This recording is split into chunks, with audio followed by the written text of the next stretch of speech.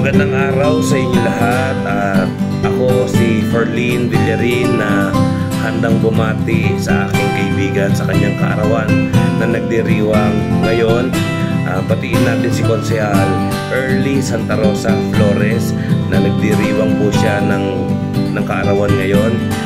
Konsehal Early, magandang umaga sa iyo at binabati kita ng maligayang kaarawan sa iyong kapanganakan ngayong araw na to. Ayan, wala akong ibang hiling kundi ang lahat ng pagmamahal at kaligayahan sa mundo ay makamtan mo. Maligayang kaarawan sa iyo, Konse Early.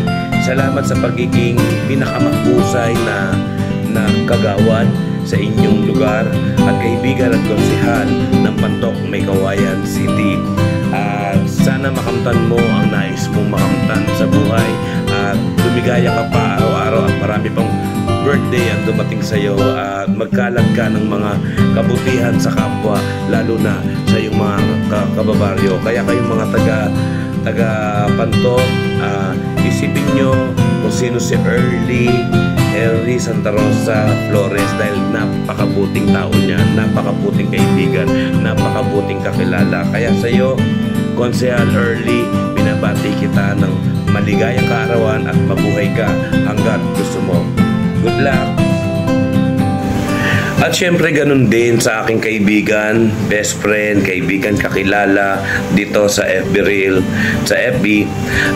Binabati ko si Vince de la Cruz ng happy birthday.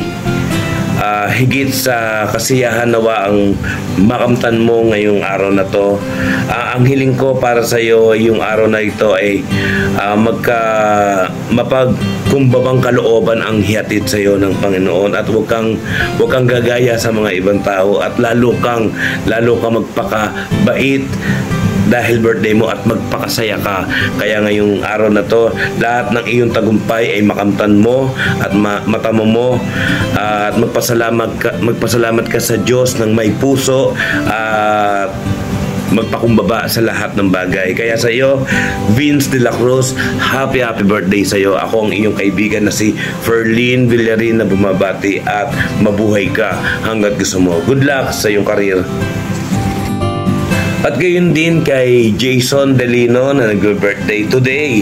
Happy birthday paring Jason. Ayan, magbuhat nga nung nagkasama tayo sa isang event, sa isang Christmas party ay nakilala na kita. At alam ko naman na napakabuti mo at napakahusay mo sa pagsayaw. Gaya ko. Hindi.